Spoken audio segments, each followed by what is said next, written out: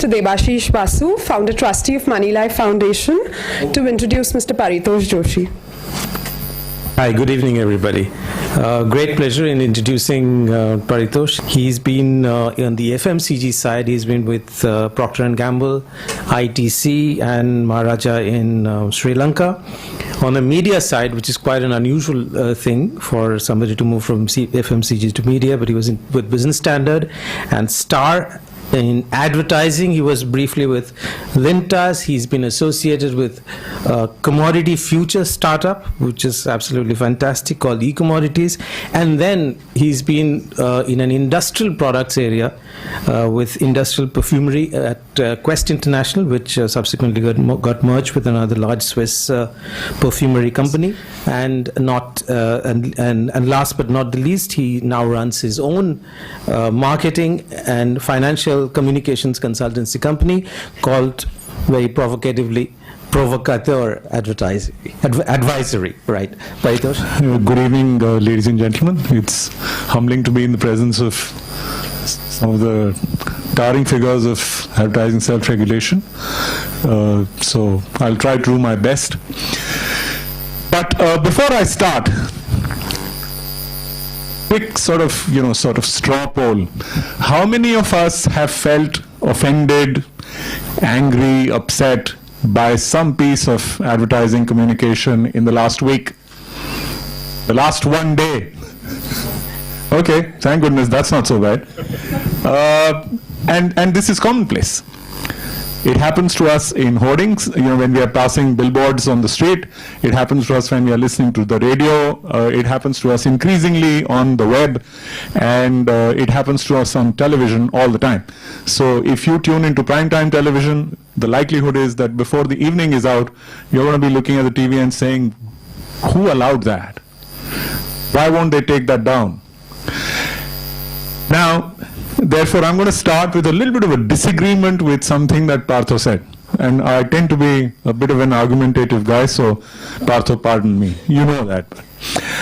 He was eloquent about what the National Advertising Monitoring Service does for us, and which is splendid. I mean, it's good to know that we have somebody sitting in Baroda or some body sitting in Baroda who sort of constantly look at the advertising in print and in TV and pick up offensive advertising and bring it to our attention. But I think a good self-regulatory system really depends on people like us.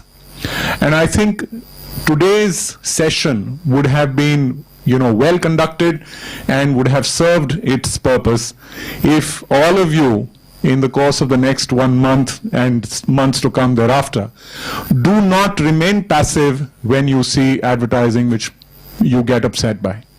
And it's extremely simple. And quite frankly, the simplest way of doing it is ASCIonline.org. You can go online. It's a very, very simple process online. You can upload the advertising. You can usually find advertising clips on YouTube. If you cannot, you identify the commercial, you advertise the channel on which it ran.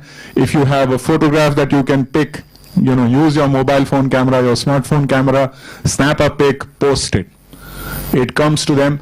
And the reason why this is important is to us, and this is something that the CCC talks about all the time, the system works best when it is driven by stakeholders like us. And the final stakeholder in this process is the consumer.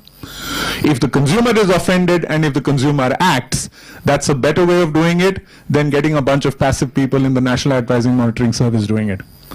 So really, really, the challenge for you today will be that when you leave this room and when you go away, be mindful of the fact that you are a part of the solution.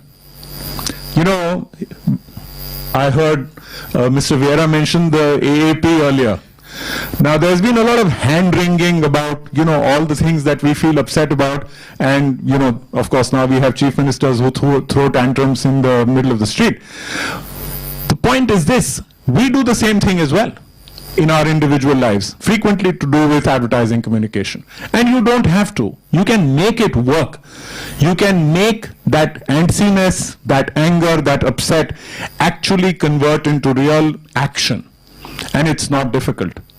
So I would, I think it would behove all of us, and I would urge all of you to be thinking of today's session as a path to becoming an active participant in the complaints process. Because if you do that, then this session would, become a huge force multiplier and a bigger force multiplier than the NAMS itself is. So without any further ado, advertising is something that actually works for us. So fundamentally, while there is a lot of people who almost have a militant sense that says that all of it should be stopped because all of it is rubbish, I think that's extremely misplaced. Free speech includes, I think, free commercial speech.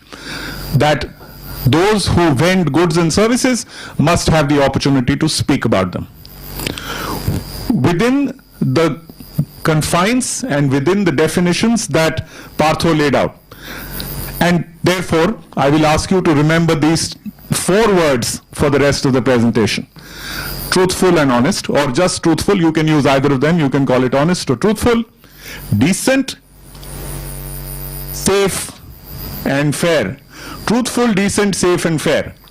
The entire advertising code is about truthful, decent, safe, and fair. And if you get these 4 words, you can look at a piece of communication and say, it's not safe, or it's safe. It's not truthful, or it's truthful. It's not decent, or it's decent.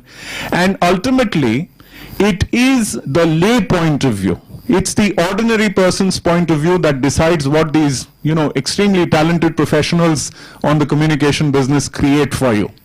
It's their business to create, to produce those pieces of creative communication, but ultimately the final litmus test of whether that communication really, really works in the real world is it true, is it fair, is it decent, and is it safe? And that is a test that is best done by the touchstone of the ordinary person. Your ordinary person's mind and heart looking at that advertising saying this worked for me or this did not. Right? So now the process for this is simple. I'm going to show you a few pieces of communication, seek your vote, and then we will have an interesting little variation on that in just a couple of slides down the road. So this is a commercial for Sundrop sunflower oil. ऐसा मेरे साथ ही क्यों होता है यार? क्यों, अब क्या हुआ? हम दोनों रोज जॉगिंग पर मिलते हैं, बिल्कुल मिलते हैं। खाते भी एक जैसा है। हाँ, फिर मेरा कोलेस्ट्रॉल 270 और तेरा नॉर्मल। वैसे तेरा कोलेस्ट्रॉल कितना है? 300 था। जीने का ढंग नहीं, खाने का ऑयल बदलिए। सनड्रॉप हार्ट घटाएगा कोलेस्ट्रॉल सिर्फ 1 महीने में। रिसर्च किए गए 100% लोगों पर यह साबित हुआ है, क्योंकि इसमें है ओराइजनॉल, जो कोलेस्ट्रॉल कम करने में मदद करता है। सनड्रॉप हार्ट घटेगा कोलेस्ट्रॉल, बढ़ेगी जिंदगी। Truthful, decent, fair, safe. If you were to gauge this piece of communication, would it pass muster for you? So do you think that if this was complained against and you were sitting in judgment to this one, you would uphold the complaint or you would not uphold? So I'm going to do a quick vote. Who would uphold a complaint against this ad? Okay. And who would not? Right, you're outnumbered, badly outnumbered. I cannot ask Brahm or Bharat to comment, but why doesn't somebody who says that they would uphold, I think, didn't you say that you would? Yeah, I think it's untrue that Sundrop really reduces all the cholesterol, and there are a lot of other reasons also to... It was strongly in favor of upholding the complaint, massively. There were 2 people who decided that they wouldn't uphold it. And by the way, like they have in KBC, the audience poll. Yes.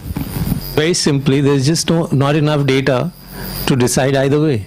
How would you able to upholding the complaint would be a positive act, or rather different from the point of view of the company, a negative act, and you have to support that. Well said. Well said. The only reason why I would uphold the complaint is because I found there were 3 lines of qualifiers which were absolutely unreadable. And I think the advertiser himself knows that this claim is not maintainable in an unqualified fashion. He has qualified it, but those qualifications are dishonest. And that is why I think the ad is dishonest. Okay, there is a lot of content to come, so therefore, hold your horses. There's going to be much more fun down the road. But I think the one point that he makes, which is very legitimate, in the real world, the way that you would go, as Partha himself said, is that there is actually a process during which the complaint goes to the advertiser. So ConAgra would have received this complaint. ConAgra would have had the opportunity to comment on the complaint and give their side of the story. And then it would come to the CCC. So the CCC would see the complaint and the defense and take a balance of opinion on that based on the evidence which is provided. Because really, the issue is substantiation. So if the claim is substantiated, you are in good shape. And I think the point that Brahm makes is utterly brilliant. The advertiser knew that they didn't have a substantiation, so they hid their qualifiers in a disclaimer which was unreadable. By the way, as a side thought, the ASCII board now prescribes standards on the size of the disclaimer and the duration of the disclaimer. So one of the things that you can watch out for is if you see a disclaimer that you cannot read off the TV screen and which does not last long enough, that itself is grounds for complaint. Right? So for example, in the old days, there used to be this thing on television, on radio ads, read all offer documents. There was something about offer documents and something about a red herring prospectus if you heard really, really hard. And that has to do with the industry that you guys are particularly close to. But even that, if you notice, has slowed down. So these days, if there is a new offer, a new fund offer, an NFO or an IPO or something, even those disclaimers on radio, they actually have to take time to announce them. So by the way, absolutely right, the complaint was in fact upheld. Let's go to the next one. A pleural effusion is a collection of fluid between the smooth linings of the lungs. When we feel this like pressure, we can expect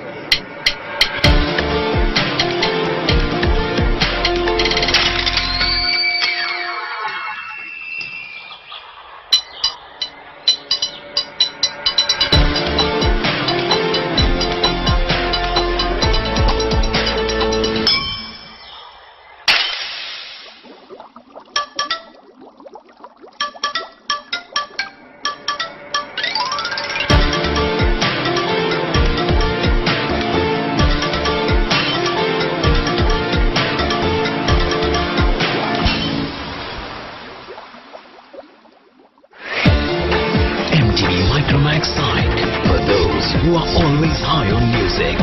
Micromax, nothing like anything. Investments in equity shares involves risk. For more details, refer to the draft red herring prospectus available on the websites of SEBI and the BRLMS. So again, straw poll.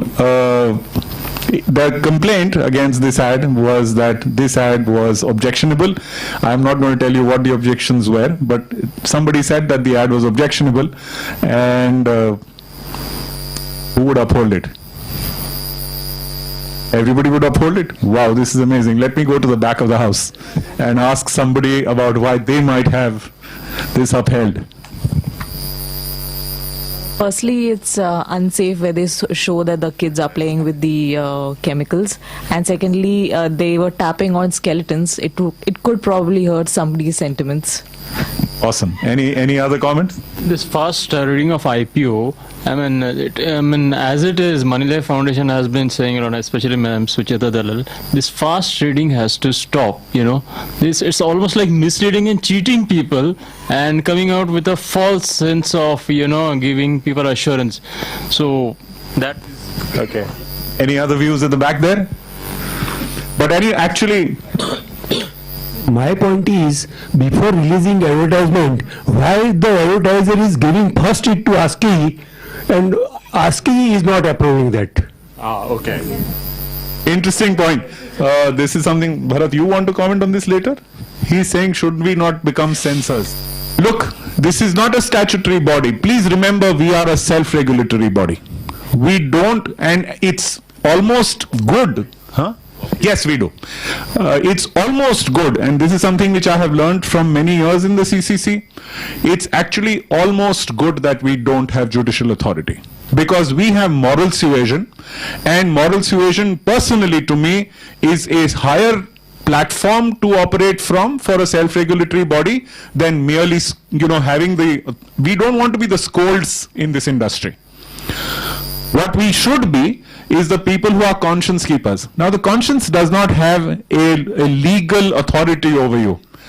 The conscience speaks to you with a voice inside your head and says, this is wrong.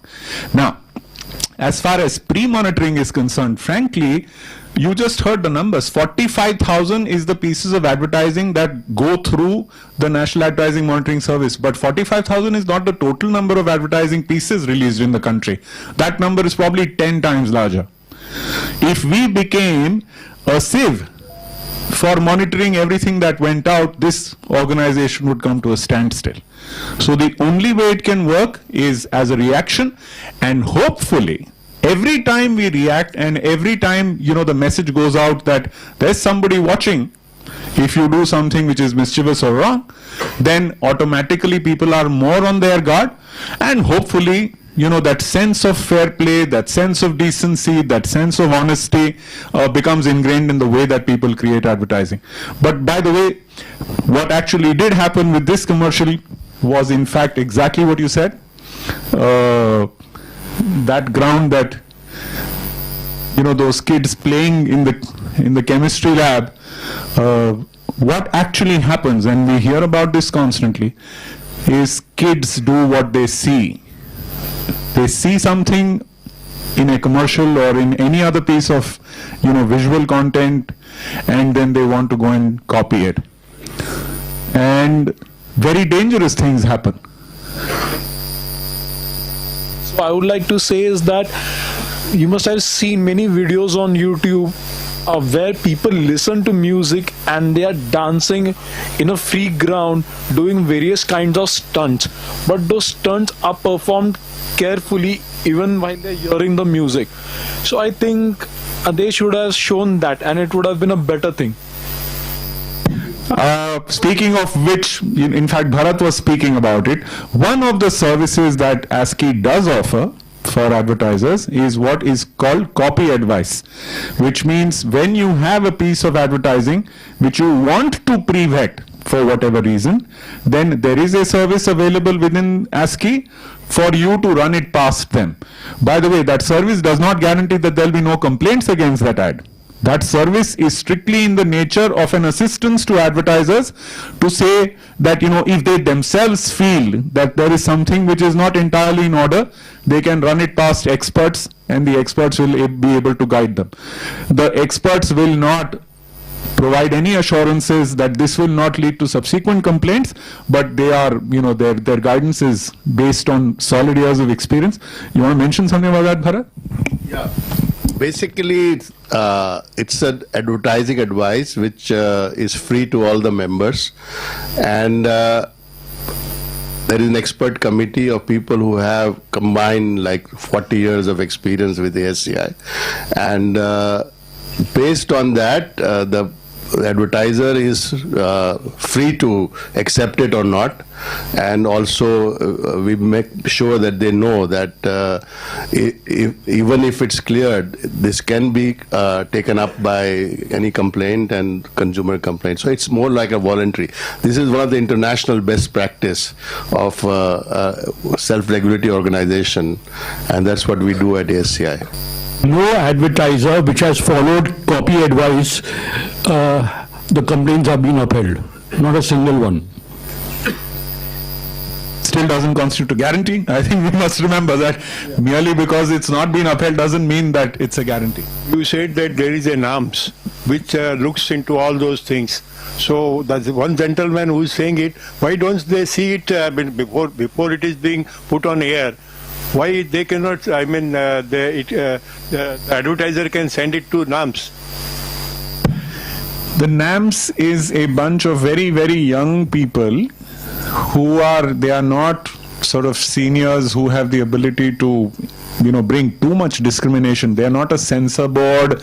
They are a bunch of youngsters who are otherwise also looking at that advertising. They have been trained to detect what are egregious violations. We will get there towards the end of this presentation. But the thing is that a lot of what goes on is at the nuance. Particularly sophisticated advertisers will always play at the level of the nuance. So it's not egregious. The egregious stuff comes normally from, relatively low grade kind of advertising communication. But sophisticated, high quality advertising, which, breaches the code, is a little harder to read. And that actually constitutes the bulk of the volume.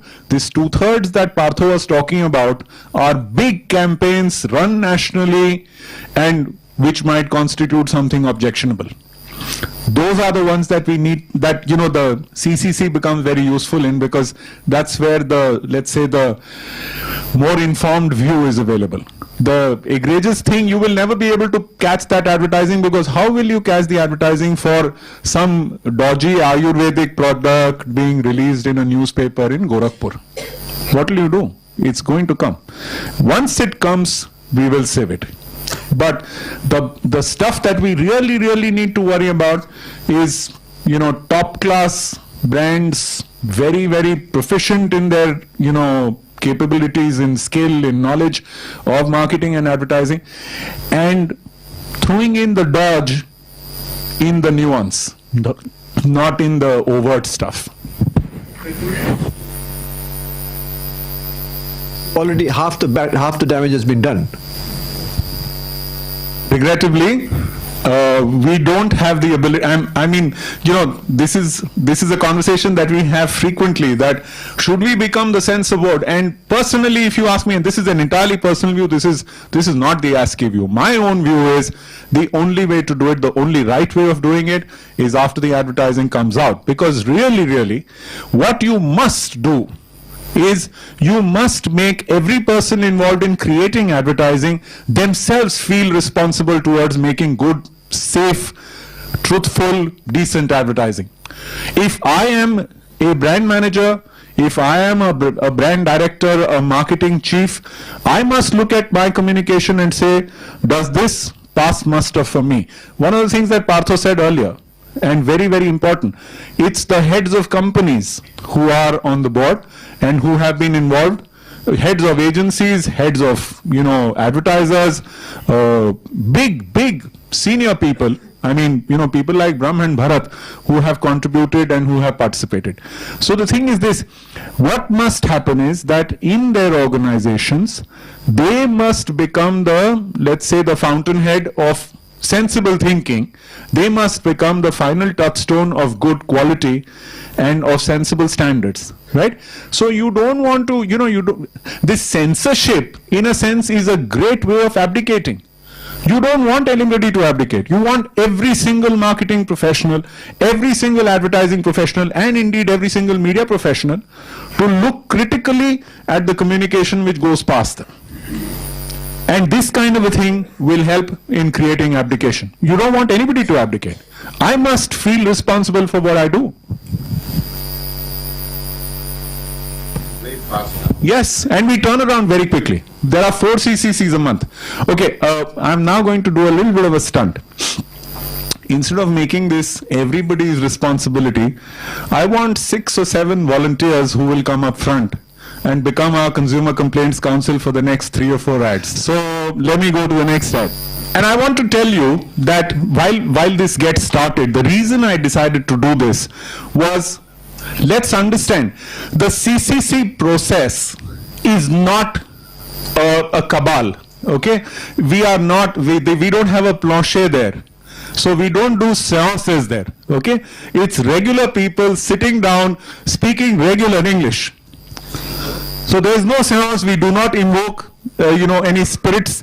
So there are no wispy figures in the room. We just sit and talk, frequently scream at each other, frequently disagree vigorously, and it's us talking lay language. None of us uses marketing language there. Okay, so here is an ad for Samsung air conditioner which came to us not very long back.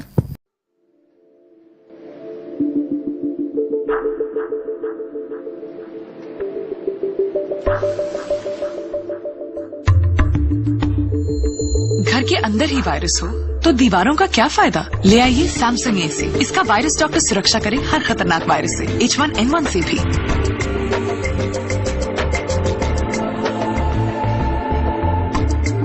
Samsung AC, अब हर घर होगा virus free. Okay, can the ASCII team help us with what the complaint was and what the defense provided was? The complaint was that it is impossible for an AC to provide an atmosphere which is virus free. So this was the complaint. Should I continue? We wrote to the advertiser and we asked for substantiation. And the advertiser gave us 600 pages of data to prove their claims. Now, when you get 600 pages, it either means that they want to confuse you, or it means that they have got genuine substantiation. So we gave it to the head of chemical engineering, IIT, Powai, to evaluate it, and he took 1 month to evaluate it. And after 1 month, he felt that they have adequately substantiated the claim that the AC creates an atmosphere in which viruses are killed, and so they can be it is actually proven to be virus free. You've got all the facts. Yeah, I would still uphold the complaint despite the substantiation prima facie for one word which came out to be H1N1. So they have to be pretty specific about that. Are they H1N1 virus free, or it is just a virus free? Because at times viruses it could be a virus free environment if because of the atmosphere. Virus dies down because of cold atmosphere at times. But whether they are substantiating on H1N1, that's what they have to prove and not generalization. So that's why I would uphold it. I feel it is still misleading, right? I completely agree with him, the same thing, because you have proper, though in your case you said that they have showed that substantial data, but that is again based on what kind of study and analysis they followed, what is the standard process and all. So it is like that, most of the time this advertisers are very smart and they know what are the loopholes and I also agree that the complaint can be withheld, because I think when you are even traveling in the train, what study shows is that people who are traveling in AC class actually suffer because the air is still circulated within the same compartment, and those who are actually traveling in a non-AC, they don't fall ill. So we have seen that with children falling in when you are going in a AC class, but we have to go in AC class just because that's more comfortable for long distance. And again, with AC, I personally don't like AC, so I'm very biased in a way saying that I mean, the more open environment is much better. And H1N1, again, that's a big thing. I mean, when you say H1N1, the consumers, those who are not even aware of, virus, they might just catch that word H1N1 and say, yeah, we are worried about that, just we want AC just because maybe it will help. Just like saying dengue, how do you prevent dengue? Oh, you just, they're playing on saying that you use good night mat or something and your dengue will be prevented. But even that is debatable if the mat can really stop the mosquitoes. So same thing here, H1N1 is just a catchy word and people are going to fall for it. So there will be always some, big research done by somebody and all confusing. So I don't agree on that. That okay, they have just used generalized word virus.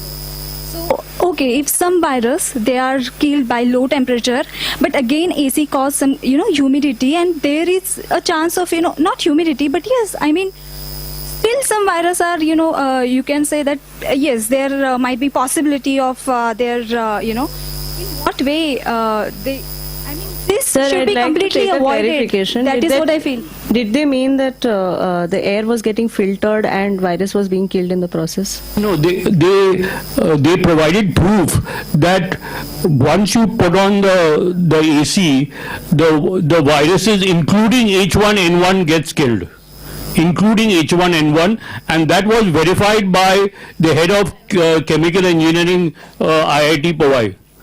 So he went through the data. Is that some new technology they came up with? Yeah, it's absolutely new technology, and it is only on their new AC. Maybe the earlier AC didn't have this facility, but the new AC for which they are advertising had this capability. But the AC should be at what temperature to kill the virus?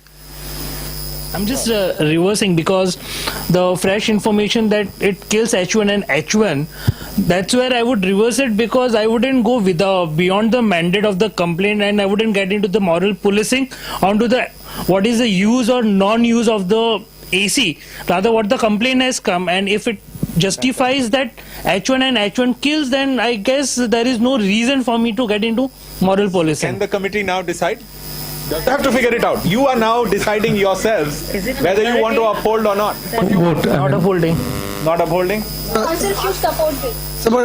So how can the AC know to kill the H1N1 virus? So if the National Health Council really supports, their validation, and then there is, I guess, no problem, and they should go with it. H1N1 virus, they are in 600 page. Anywhere it is written, it is a chicken virus. Look, H1N1 is coming from the chicken. Yes. So anywhere in the place it is written, and the chicken. No. You have to know the sources, no? You have to know the sources. Mainly you have to know the source. I will actually add to. I am not a technical expert. The technical expert went into this, and there's another thing is the CCC normally, unless it's a perception issue, the CCC goes by the expert's opinion. Okay. One last time. Committee. Uphold or not uphold? Not uphold, not uphold. Not uphold? Uphold. Uphold. And you are? Not upholding. Okay. Now, you know what? In this process, I have just actually seen everything which happens in the CCC. And I will tell you about it, but we'll go through one more. The ladies at the back see it every week, so they know. But we will go through one more complaint and same process, and then I'll tell you what it is that the committee did not uphold that complaint either. Let's go to the next one.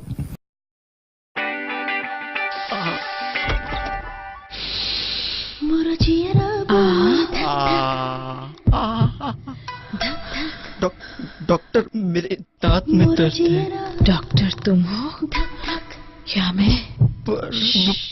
सांस लो, ऐसे नहीं, ऐसे। Zatak perfume deals. Just Zatak her.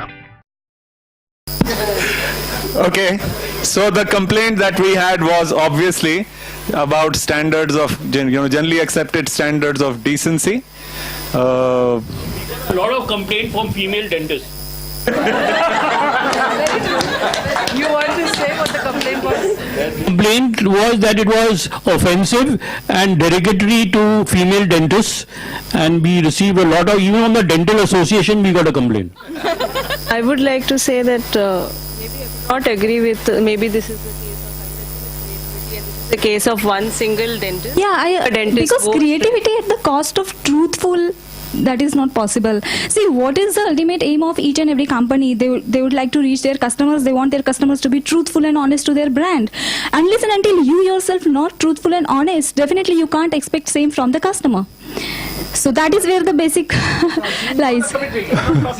I actually, they're offering a service and not sexual foreplay over there. They're offering a service. Yeah, they're offering a service, and you're trying to get the service. And in the name of teeth, you're putting a scent ad.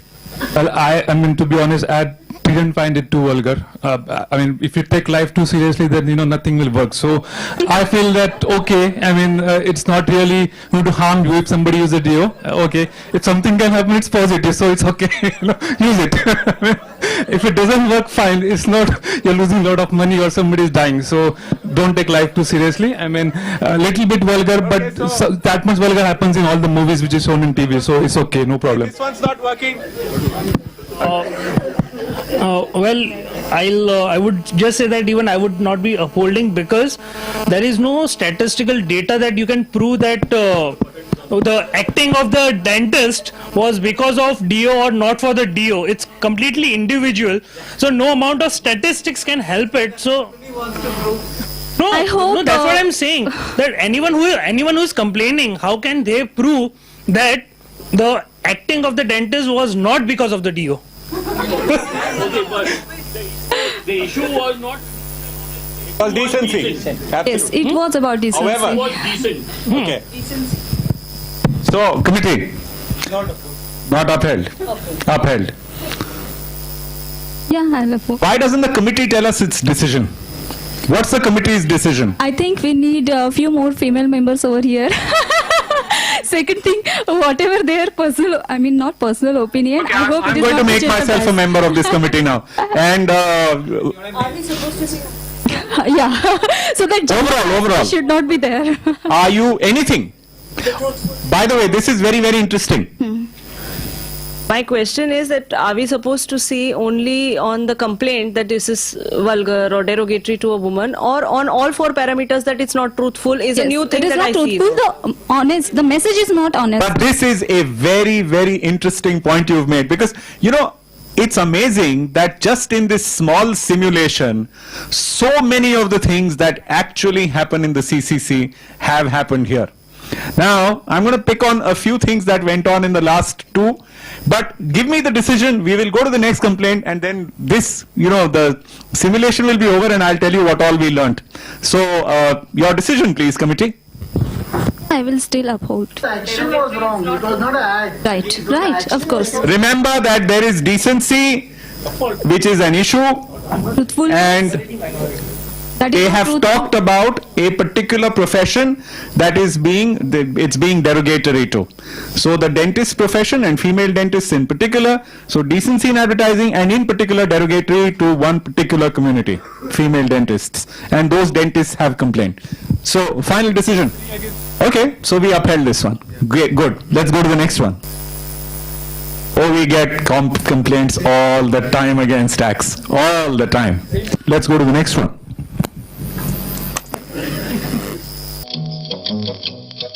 झिल झिल मिल मुझे आसमां का तारा बुलाए नए हर छूटो जाए चल उड़ उड़ जा सोच क्या पंछी एक नया तारा बुलाए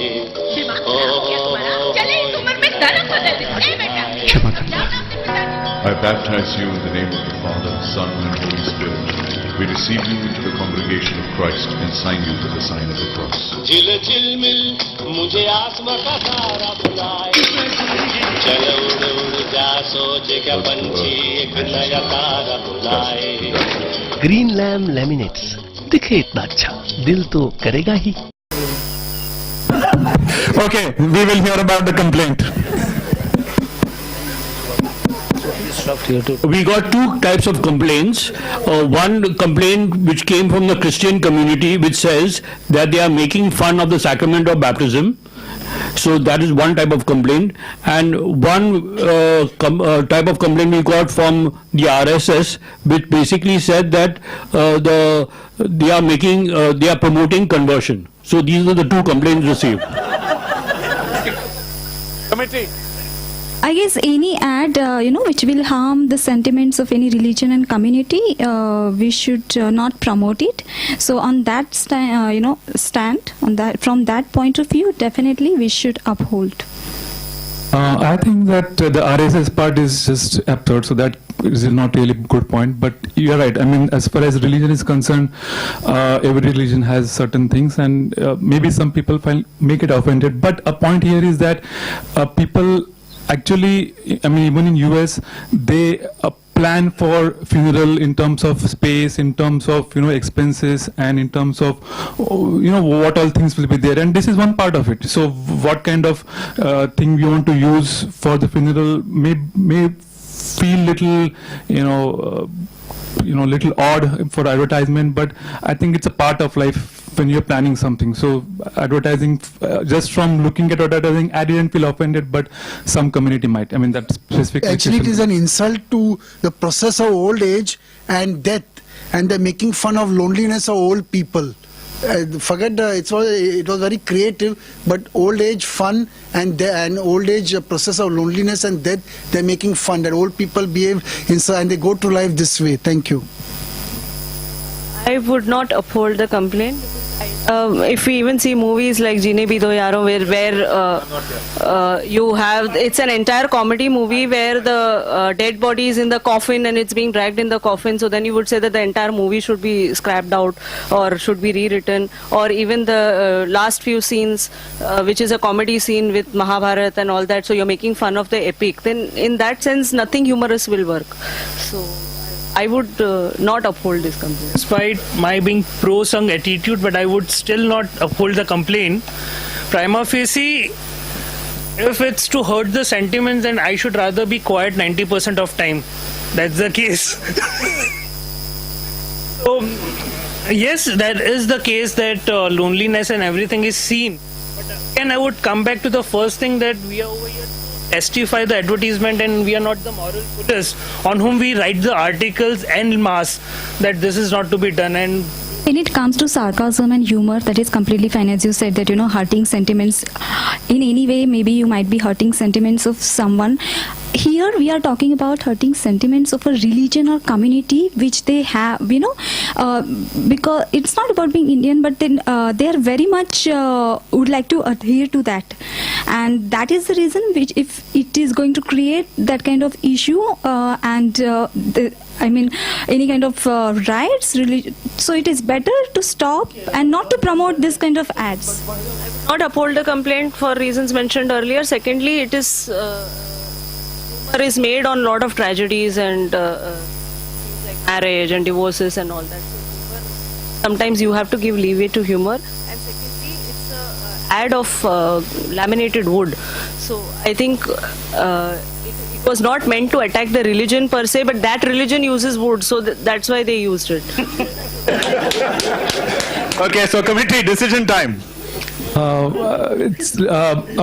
on the borderline, but I'll still not uphold it. Not uphold or uphold? Not uphold. You will not uphold the complaint. It's okay. I mean, you can live with it. Okay. I will uphold. You will uphold. Yeah, I will not uphold. So only one person upholding and 4 not upholding. So this complaint was not upheld by this committee. Okay, I think now we will dissolve this committee. You will please go back to where you came from. So this particular complaint, you actually decided differently from the way that the CCC decided. But the reason I did this simulation was this simulation has been an incredibly accurate depiction. The primary source of information for the CCC is the ASCII Secretariat. The ASCII Secretariat has to present the case. It has to do so without coloring the case. They have to present both the sides to us. The CCC has to listen, and if we seek additional information, the ASCII Secretariat's responsibility is to find whatever of it is available. Sometimes additional information is not available, in which case we hold it off and discuss it another time. A second thing which came up, which was amazing, which was that in the process of discussing a complaint, you stumble upon something else that should have been complained, but was not. And you mentioned that we should do a suo moto. By the way, the suo moto process is very much a part of the CCC process. So you mentioned it, sorry. So if there is a problem that we detect which goes beyond what was originally complained against, we routinely accept it as a suo moto complaint. Third, we routinely widen the definition of the complaint. So the complaint may have been framed in a particular language, but we will try to understand it in its widest possible ramification before we adjudicate on it. So, it's remarkable that this group of people who have no previous exposure to the CCC or the code have actually done perfect justice, because you basically stayed true to those few simple things which I talked about earlier. That is it truthful, is it fair, is it decent, and is it safe? And all of those issues, you picked them up. You went beyond the immediate remit of the complaint. You attempted to extend, get your minds around the whole issue. For example, certain things that you picked up, puffery, humor, jest, routine conversations in the CCC. We absolutely have to think about them, because there are certain claims which are, meant to be puffery. They are not meant to be taken literally. They are not literal claims. There are others which are sometimes couched as if they are puffery, but actually are meant to be taken very, very seriously. The genius of the committee depends on being able to tease these two apart, to know when it is in jest and to know when actually it is being intended, that it is actually meant that way. And the amazing thing is that when there is this diversity of opinion, I wish we really did have more female voices here, because that right brain thinking brings so many interesting insights to the table, and which makes the job of being in the CCC so enriching. I have Bharat to thank for this. 7 years ago he brought me into this committee, and I can tell you, those 100-odd meetings I might have attended, each meeting is like this. It's spirited, it's energetic, it's opinionated, it's argumentative, and it's full of learning. It's absolutely full of learning. Now, let me, how the CCC draws the distinction. If you have paid space, or if you have marketing space which belongs to the marketing company, the advertiser, where the advertising continues to display, it's a different thing. And if it is in the nature of archival material which somebody has posted on YouTube, but for which the advertiser is not responsible, that's a different thing. If there is active promotion of that video communication, you're seeing it in splash screens, you're seeing it in online, web pages as advertising inserts, that will be treated as advertising. But if somebody has put an archival copy into YouTube, all these ads, by the way, are on YouTube. Even all those that have been upheld, if you went and searched for them, you will probably find them. But if they are in advertising inventory, it's now becoming harder and harder to discern. But whether this thing has been brought into the ambit, yes, the answer is absolutely yes. Litigation happens all the time. Litigation which is within the industry, litigation against the ASCII. Starting with this, when we send a complaint to an advertiser, the advertiser routinely responds with legally framed documents that say, establish your locus standi to even ask us this question, who the heck are you? What authority do you have to ask me these questions? Routine. And sometimes they say that, we, while withholding, retaining all rights to subsequent defense, we may answer your questions or we may not. So they will give very qualified answers. So we have that problem. But litigations happen notwithstanding the ASCII, right? In any case, the consumer court system is available. There is plenty of legislation, plenty of law which exists that enables the consumer to seek recourse beyond and outside the ASCII system. Remember that the ASCII's remit is limited to advertising communication. So if, for example, there is deficit performance, or something that was promised was not actually finally delivered, now that deficient performance thing, unfortunately, I suspect we will be able to go only so far. Right? If there's an issue of an overclaim which pertains to everybody, the overclaim thing comes to ASCII, the CCC rules on it, we find that it has not been substantiated, and those ads will be taken down. But the thing is that the CCC or ASCII is not a be-all and end-all of the consumer's rights in any matter. You always have rights which go well beyond, and in any case in the courts of law. We are not a court of law. And I think, thank goodness we are not. It's a good thing that we are not, almost. This question comes often, can you penalize advertising? Can you send a fine to them? I think we should not. We don't have that right. The Cable Television Networks Act incorporates the code into the Cable Television Networks rules. So there are rules, those rules have been notified, they've been gazetted, which means any ad which appears on a television station which has got a license to downlink in India must comply to the ASCII code. Which means that if it does not comply, by law, the television station carrying it is required to take it down, which they do. That compliance, they have a system. I have been in TV for long enough. In TV, there's a system which is, which actually vets all communication. It's called standards and practices. So it goes through the standards and practices process. If something is offensive, they take it down. If they receive our complaint upheld, they take it down, right? And they take it down in a hurry. So these people communicate with them and the ads come down very, very quickly. Legal remedies are not restricted or in any manner curtailed by the ASCII. Those will always be available. I'm speaking from memory. But those of you who have read the code more recently would be able to bear me out. But as we wrote the code, on page 1, we said this, that this code is not supposed to replace the legal process. It is to run parallel with the legal process. Parties may have rights which are enforceable in a court of law. The ASCI code has no impact on that. We are a voluntary body. We have these 4 principles to affirm in advertising for the interest of the consumer and for the interest of the advertiser. So we don't compete with courts. There have been cases where courts have taken a different view, but no court has stopped the ASCI process from going through. The matter has been tested legally a couple of times, but ASCI's process has always been permitted by the legal system, but it doesn't replace the legal system.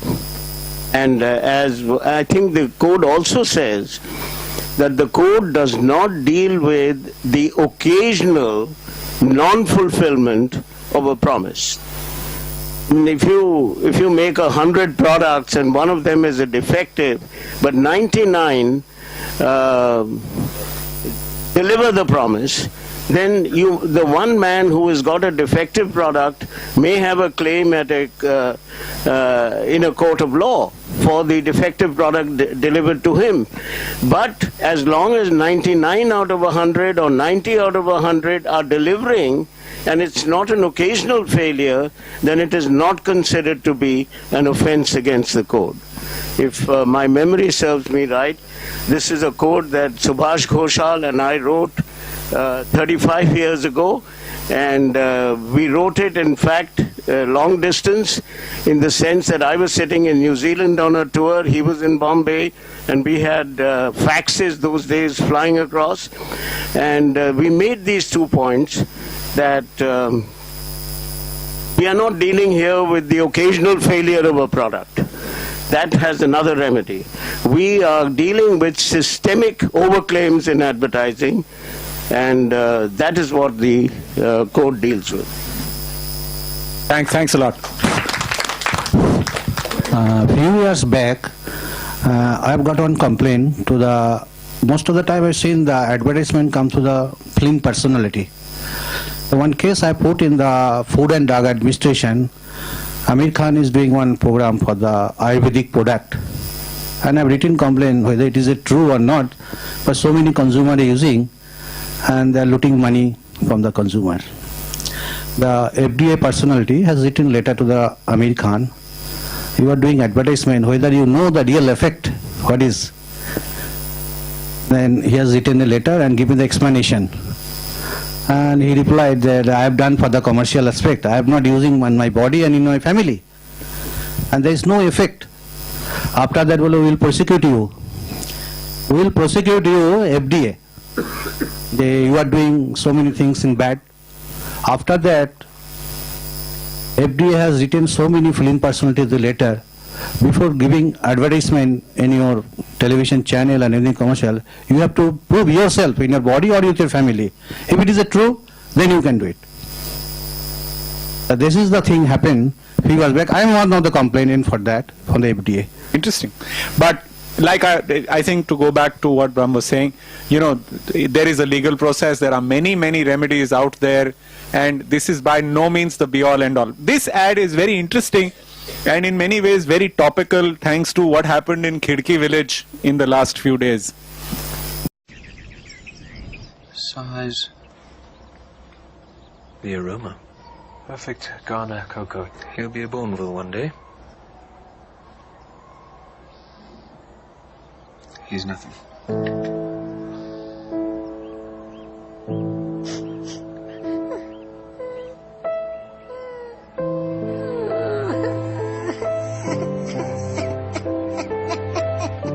Please tell him I am sorry.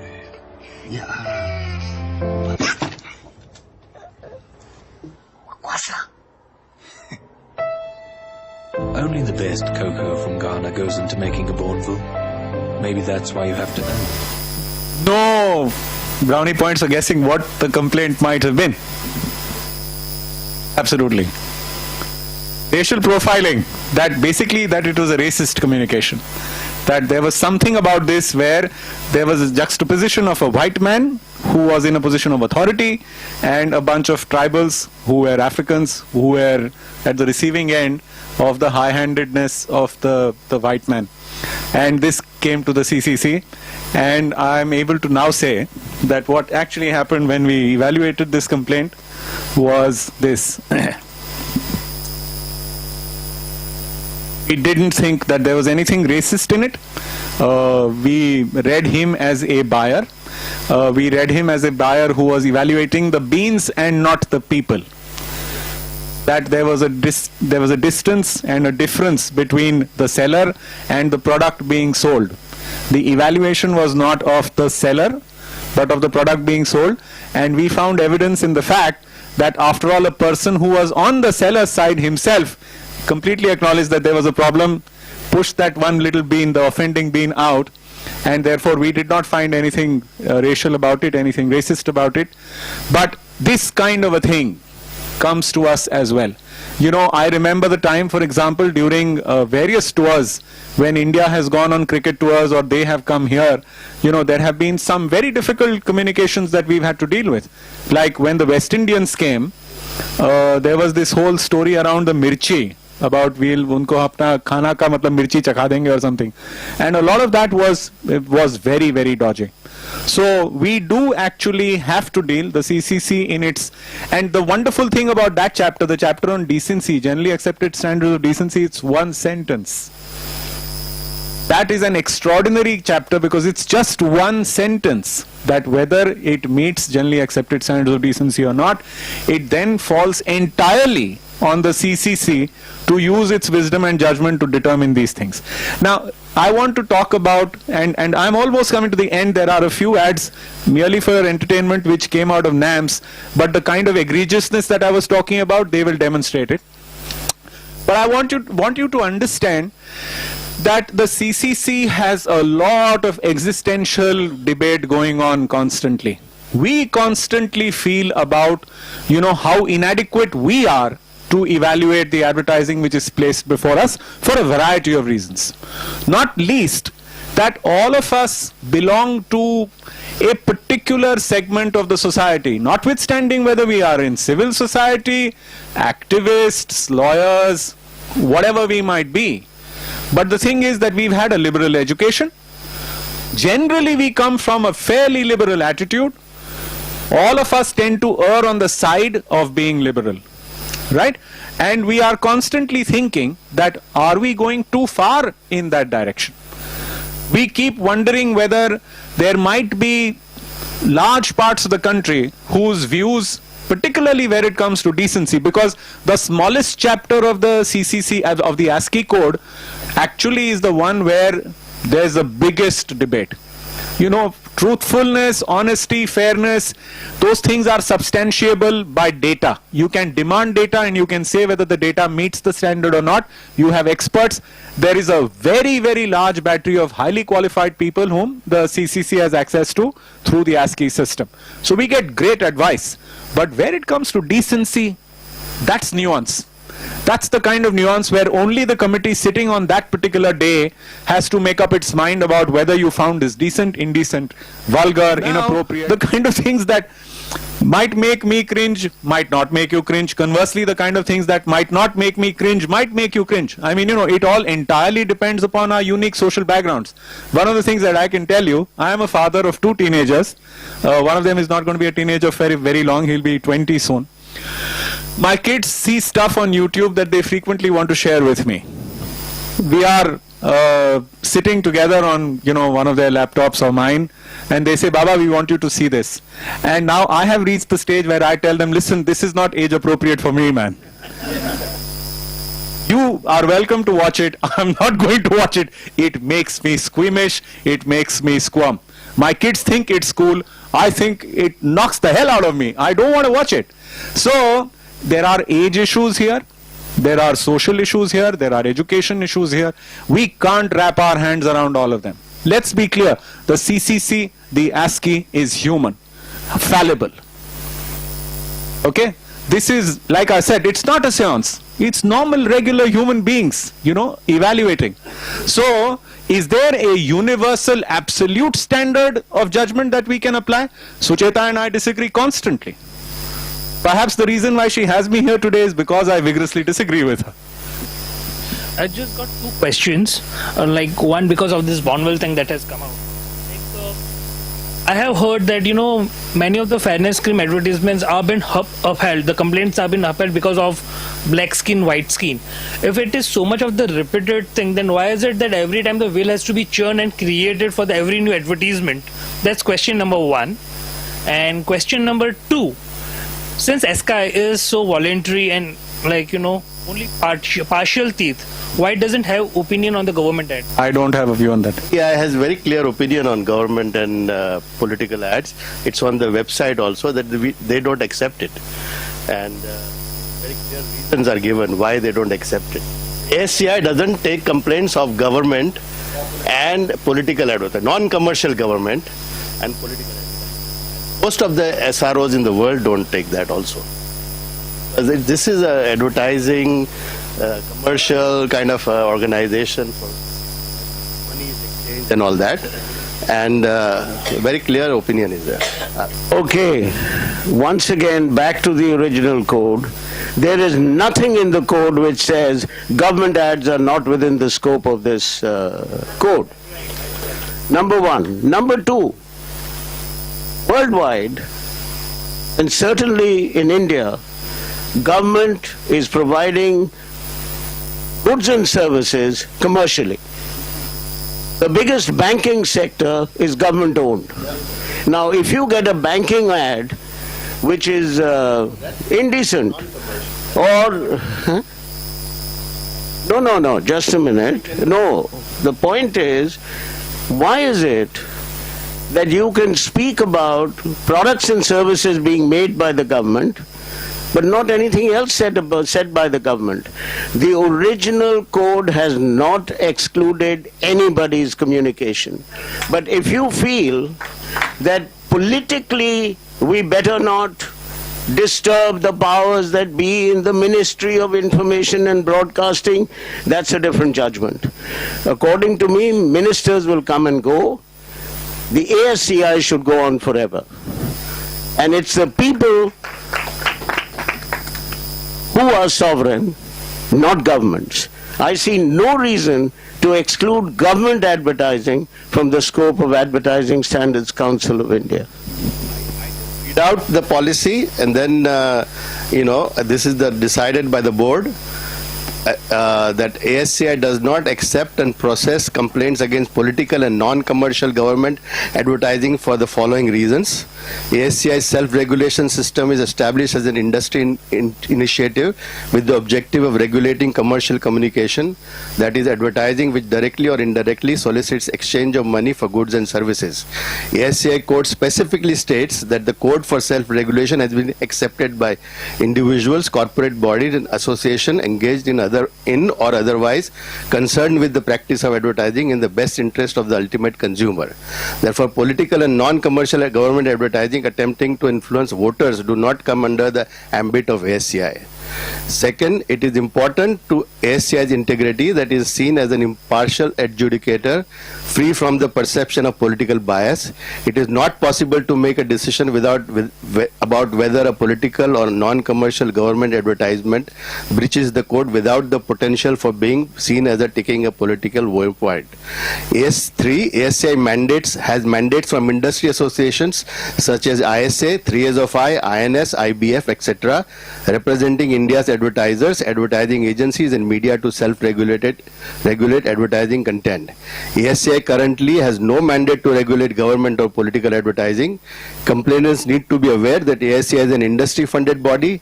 It is inappropriate for ASCI to assume jurisdiction over the content of political or government advertising in the absence of political parties or government support for such advertising to be regulated by ASCI.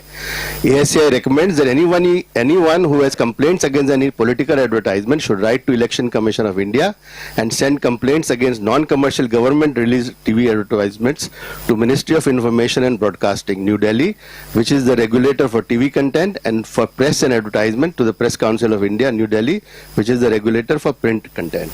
So this is the policy. Sir. I think we have run out of time. Sir, I have a question. I've been standing for a while. Okay. But we really are running out of time. I think... Sir, you talked about the 600 pages which Samsung provided. So if I'm a complainant, do I have the right to see those 600 pages? No, that unfortunately is evaluated by the committee and the experts. But then if you just give the conclusion, wouldn't the complainant be wondering what made you take the decision one way or the other? So wouldn't it be nice if you share it with the complainant at least? Like the disclaimer funds? If not, this is a process that... All complaints are not replied by 600 pages. Some of them would be shorter. I must confess, listen, I don't set the code. I don't set the manner in which ASCII processes it. I think, even the issues that Bharat has raised could be potentially issues for, fierce debate. But I'm afraid I was today limiting myself strictly to the ambit of what the ASCII process does today and how it works today. I think the only way that you can get comfort is that the people who are sitting in the CCC are people like you. So therefore, they are applying the same standards of scrutiny, the same standards of examination on data that you would as the complainant. So we are your voice. The CCC operates as the advocate for the consumer. So in a sense, the witness, we are the prosecution at that particular point in time. The jury is almost also playing the role of prosecution. The defense is actually not in the room. The defense is only the data which has been accumulated and evaluated by experts. So to that extent, you should have some faith that the people are not compromised. No, of course, I didn't mean that. If ASCII, I agree that ASCII is doing a great job, but if it can include these political things and the sharing of the data, I have no view on it. I think Bharat has spelled it out. Because more ads, we don't have the time. I wish we could, but more, if you can put it on your website, we'll put those ads in. So, the rest of it is more ads, but I think the point that I wish to make, all of those have been covered. We spoke about fairness, we spoke about truthfulness, we spoke about decency, we spoke about safety, we spoke about aspects like racial overtones, about religious overtones, about the compellingness and adequacy of substantiation. Those are the kind of issues that we deal with. Finally, and I'm really done now, thank you very much, is that I said at the beginning, and I'm going to repeat that again, ASCIonline.org. ASCIONLINE.org is the address. Please go there as soon as you can, discover the process for yourself, and every single time you find something offensive, complain. Thanks for being a patient audience.